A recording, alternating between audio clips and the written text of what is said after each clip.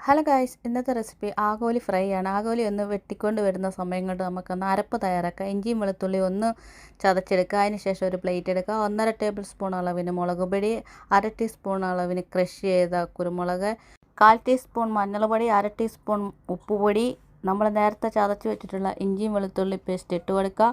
1 table spoon അളവിന് വെളിച്ചെണ്ണ, പിന്നെ ഒരു നാരങ്ങയുടെ നീര് ഒഴിച്ചു കൊടുക്കുക.